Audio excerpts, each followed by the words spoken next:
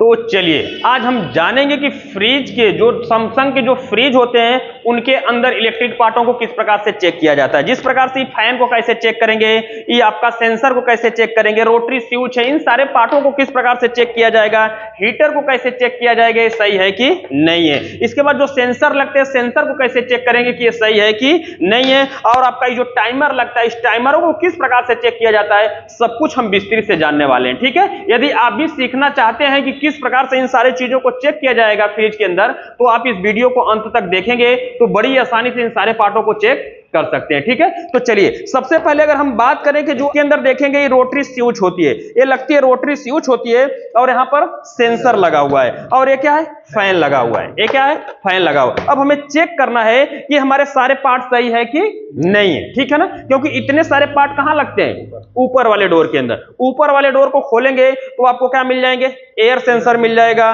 Rotary switch मिल जाएगी, fan मिल जाएगा, coil sensor मिल जाएगा और इसके बाद हीटर मिल जाएगा। समझ रहे ना। और ये तो हमारे कहां मिलते हैं, पीछे की साइड में मिलते हैं। तो इन सारे चीजों को हम आज चेक करेंगे कि यह सारे पार्ट हमारे सही है कि नहीं है। कैसे हम पता करें कि हमारे सारे पार्ट खराब है कि सही है। ठीक है, अब इसके लिए किसकी जरूरत पड़ेगी, क्लैंप मीटर या मल्टीमीटर, कुछ भी आपके पास होना चाहिए। सबसे पहले अगर हमें फैन को चेक करना है और हीटर को चेक करना है तो इसको हम कहां सेट करेंगे, कंटिन्यूटी पॉइंट पे सेट करेंगे। चलिए इस मल्टीमीटर को हम किस पे सेट करते हैं, क्लैंप मीटर को।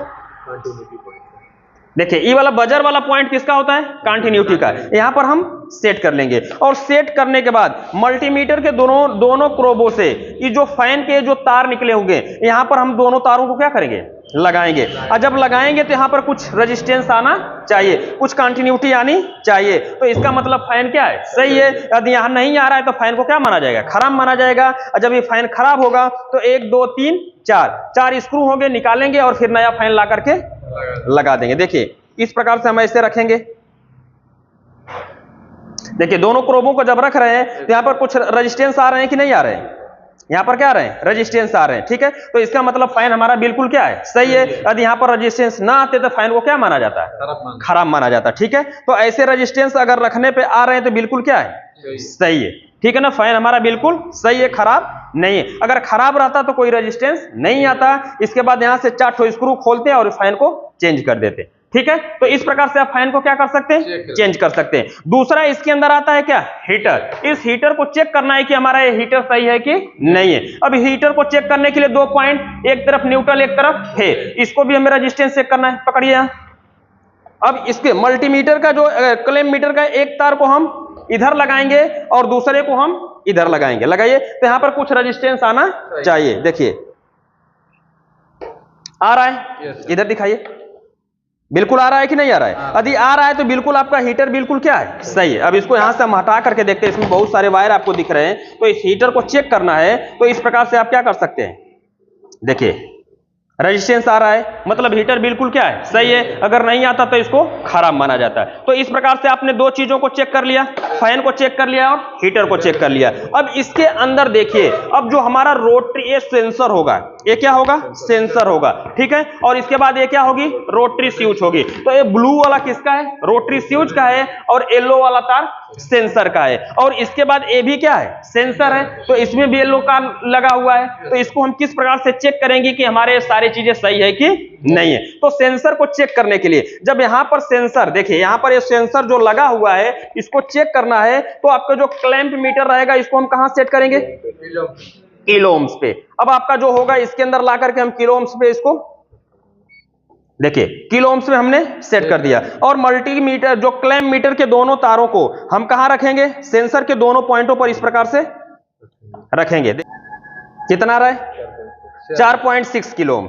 देखिए 4.6 किलो ओम। तो आने की 50% बिल्कुल क्या है, सही है। इसको कितना परसेंट अभी माना जाएगा, मात्र 50%। ऐसा नहीं कि 100% हमने, यानी अगर कुछ रेजिस्टेंस इसके अंदर कुछ किलो ओम्स रेजिस्टेंस आ गए तो इसका मतलब 50% क्या है, सही है। अब 100% चेक करने के लिए देखिए कितना आ रहा है, 4.4 आ रहा है। अब इसको हमें क्या करना होगा, 100% के लिए गर्म करना होगा। किसी भी माध्यम से हम क्या करेंगे, गर्म करेंगे। तो इसको रगड़िए, जब इसको हम रगड़ेंगे तो ये नंबर घटना और बढ़ना चाहिए। यदि ये नंबर घट रहा है तो इसका मतलब ये बिल्कुल क्या है, सही है। देखिए 4.4 है,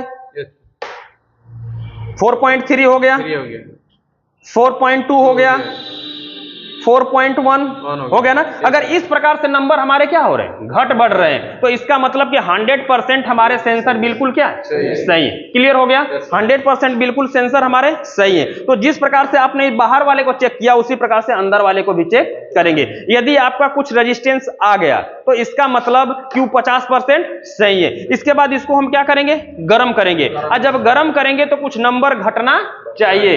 अगर नंबर घट रहा है तो इसका मतलब ये बिल्कुल सही है, यदि नहीं घट रहा है तो उसको उसी जगह इसको क्या माना जाएगा, खराब माना जाएगा। या तो हम चेक किए और बिल्कुल नंबर ही नहीं आए तो वहां पर ही 100% खराब है, 100% क्या है, खराब है। यदि नंबर आ गया तो 50% सही है, और रगड़ने के बाद नंबर घट बढ़ रहा है तो 100% क्या है, सही है, 100% सही है। ठीक है, तो आपने चीजों को इनको चेक कर लिया।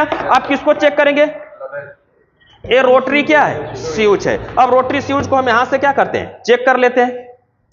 अब देखिए रोटरी स्विच को हम यहां पर चेक करेंगे तो क्लेम मीटर के दोनों क्रोमों को यहां पर हम रखने वाले हैं।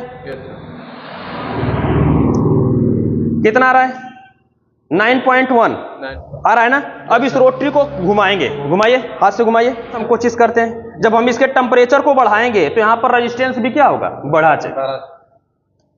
देखिए हमने जब 3 पे किया तो 3.8 हो गया।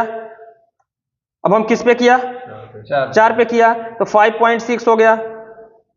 अब हम किस पे किए, 5 पे किए तो 7.4 हो गया। अब हम कोड लिस्ट पे कर दिए तो 9.1 हो गया। अब इससे ज्यादा होने वाला नहीं है। ठीक है, तो यदि इस प्रकार से हम इसके इस रोटरी को कम ज्यादा करते हैं तो ये नंबर घट बढ़ रहे हैं तो 100% हमारी रोटरी क्या है, सही है। समझ रहे, वर्क कर रही है। यदि इस प्रकार से घटता बढ़ता नहीं तो इसको क्या माना जाता, खराब माना जाता। समझ रहे ना। तो इस प्रकार से आप रोटरी स्विच को भी क्या कर सकते हैं, चेंज कर सकते हैं कि ये सही है कि नहीं। क्लियर, समझ में आ गया।